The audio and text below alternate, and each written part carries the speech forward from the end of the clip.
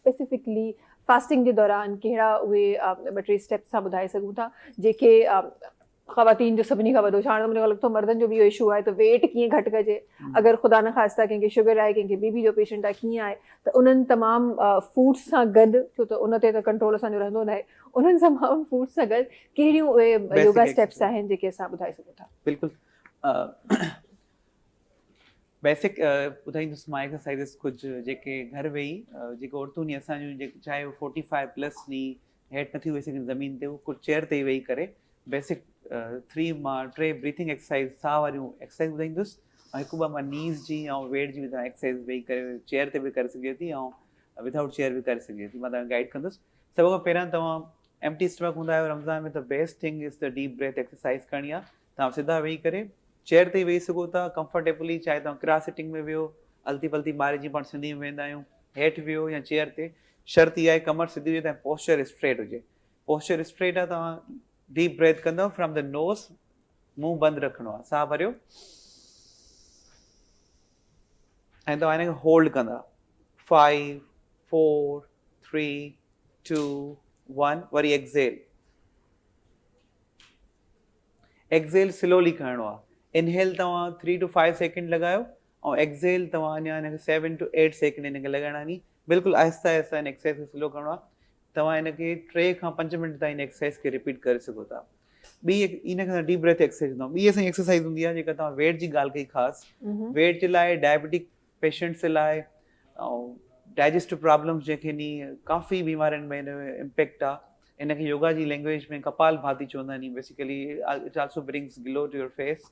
त कपाल भाती एक्सरसाइज जेका आहे इज़ अ फोर्सफुल एक्सलेशन साह हिन में ॿाहिरि छॾींदा आहियूं साह खणणो न आहे सिधो वेही तव्हां पेट खे स्ट्रोक लॻाईंदासीं हिकु झटको ॾींदा आहियूं ऐं साह नक मां ॿाहिरि कढंदा आहियूं।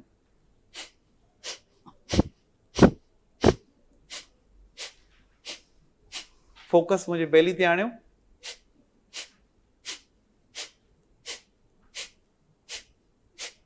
हिकु सेकंड में हिकु झटको हूंदो आहे हिन में शर्त इहा हूंदी आहे नोज़ मां साह ॿाहिरि ईंदो मुंहुं बंदि रहंदो आहे पेट खे तव्हां स्ट्रोक ॾिनो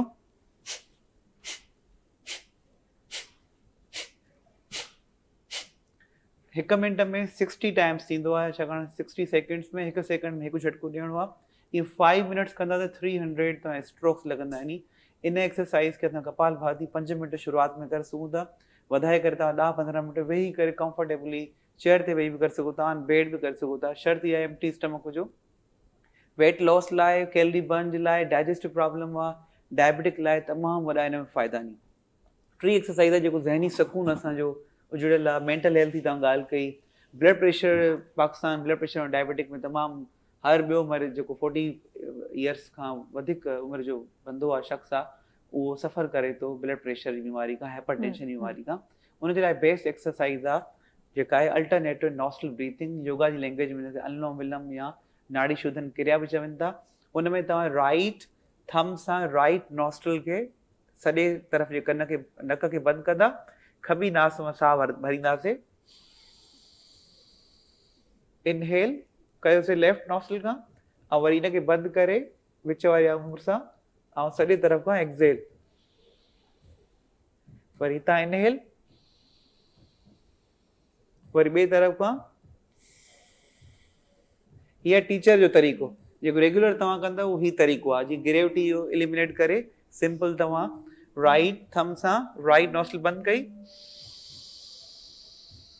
inhale and hold and exhale inhale and दूसरी ॿी तरफ़ खां एक्सेल स्लोली हिनखे 5 मिनट्स करिणो आहे अखियूं बंदि करे तव्हां ब्लड प्रेशर हार्ट जे रिदम खे तव्हांजी सोच खे काम डाउन फोकस्ड इहा एक्सरसाइज़ बढ़ाईंदी। इहे टे बेसिक एक्सरसाइज़ कयो तव्हां 5 मिंट 15 मिंटनि में यू विल बिकम रिलैक्स तव्हां बिल्कुलु सुकून महसूसु कंदव एनर्जी फील कंदव कपाल भाती करण खां पोइ तव्हांजी कैलरी बर्न थींदी वेट लॉस थींदो। ॿियूं कुझु एक्सरसाइज़ नी जेके वेही करे सघजनि थियूं चेयर ते वेही करे तव्हां हथु हिते ॾिनो ऐं साह भरियो ऐं साह छॾे अॻिते तव्हांखे बैंड थियणो आहे ऐं ॾिसणो फॉरवर्ड आहे वरी साह भरे मथे अचिणो आहे। अहिड़े नमूने इहा एक्सरसाइज़ करणी आहे।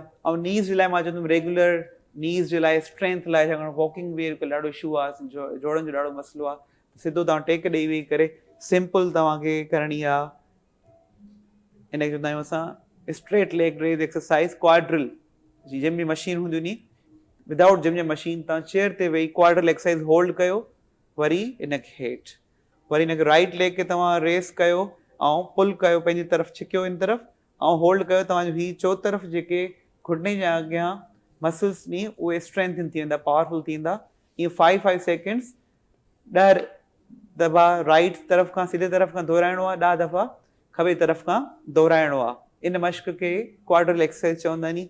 इहा कंदव तव्हांजी फिटनेस लेग्स, छाकाणि सिर्फ़ु अपर फिटनेस सेंटर ते माण्हू गौर कंदा आहिनि, पर लेग्स जी फिटनेस बि तमामु ज़रूरी आहे। स्क्वाट्स करे सघो था बीह करे, ऐं इन्हनि बेसिक एक्सरसाइज़ खे मां चवंदुमि त हर बंदो, मां अहिड़ियूं एक्सरसाइज़ ॿुधायूं जेके एजिंग फ्रेंडली नी, 70 इयर्स जो बि बंदो, 70 साल जो बंदो बि करे सघे थो वेही करे, ऐं 15 साल जो माण्हू बि करे सघे। सही। अच्छा, तव्हां मां तव्हांखे ओॾी महिल इंटरप्ट न कयो, तव्हां एम्प्टी स्टमक चयो पिए, त एम्प्टी स्टमक ही छा उहे ही उन ई तरीक़े जूं एक्सरसाइज़िस आहिनि जीअं कार्डियो जी या स्ट्रेंथ ट्रेनिंग जी ॻाल्हि कई, जिनमें असांखे पाणी जी ज़रूरत पवंदी आहे, हिन जो बि इफेक्ट बॉडी ते ईअं पवंदो आहे? सो असां माना मंझंदि जो बि करे सघूं था? मंझंदि जो बि आइडियल इहो आहे। हिन में हिकिड़ी एक्सरसाइज़ जेका हुई कपालभाति, जंहिंमें असां स्ट्रोक हणूं पिया, इन में पाबंदी आहे त तव्हां एम्प्टी स्टमक हुजो।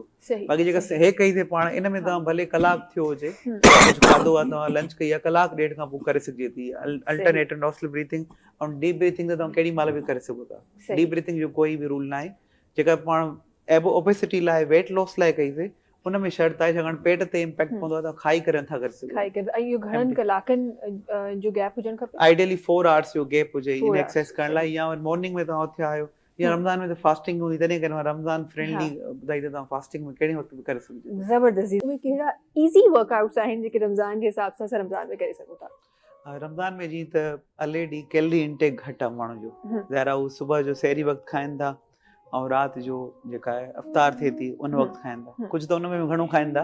हूअं ओवरऑल ॾिसंदा हूं त रमज़ान हिकिड़ो ओवरऑल बेनिफिशियल हूंदो आहे माण्हुनि जे लाइ। जेके सम्झदार माण्हू घणो न खाईंदा नी, त ओवरऑल तव्हांजो कैलरी डेफिसिट में अचे थो। त तव्हां ॾाढो भलारो महीनो आहे हिन मामले में, सिहत जे हवाले में भलारो आहे ॾाढो। जॾहिं तव्हां एम्प्टी स्टमक रहो था, ख़ाली पेट रहो था, त तव्हांजूं काफ़ी स्टमक जूं प्रॉब्लम ऐं डाइजेस्टिव प्रॉब्लम, इंटेस्टाइन साफ़ थियनि था। त उन में तव्हां ब्रीथिंग एक्सरसाइज़ खे तमामु घणी तरजीह ॾिजो।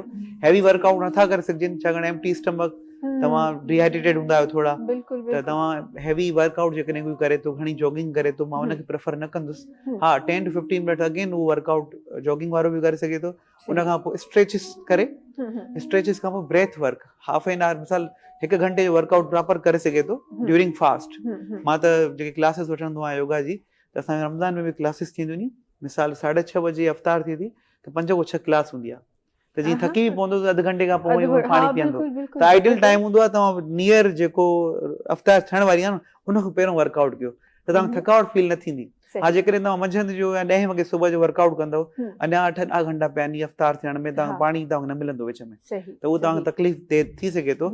त आइडियल आई विल प्रेफर या तो सहरी खां पहिरियों एक्सरसाइज़ करें, या जेको आहे अफ़्तार खां घंटो पहिरियों, या आफ्टर अफ़्तार। कुझु माण्हू अफ़्तार बि घटि खाईंदा आहिनि, पाणी वग़ैरह ड्रिंक्स वग़ैरह जूसिस पी करे पोइ वर्कआउट करे पोइ प्रॉपर डिनर करें, त अगेन करे सघिजे थो। जीअं तव्हां 6:30 पौणे 7 मिसाल अफ़्तार थी, त तव्हां हुन में जूसिस वरिता, फ्रूट्स वरितो, फ्रूट्स खां घंटे खां पोइ तव्हां थोरी वॉक कयो या एक्सरसाइज़ कयो, ऐं वापसि अची पोइ तव्हां डिनर कयो। अहिड़े नमूने हिके वक़्त में, कुझु माण्हू अक्सर माण्हू ई कंदा नी, त हिके वक़्त में डिनर न कंदा नी, थोरी गैप सां डिनर कंदा नी। त विच में जेको वक़्फ़ो मिले थो अधु घंटे जो, कलाक जो, हुन में बिल्कुलु जिम बि करे सघिजे थो, योगा बि करे सघिजे थी, वॉक ते जेके वेंदा नी, पंहिंजी सिहत जी एक्टिविटी खे बंदि न करनि इन महीने में, त उहो उन्हनि खे कारगर रहंदो, सिहत बहितर रहंदी।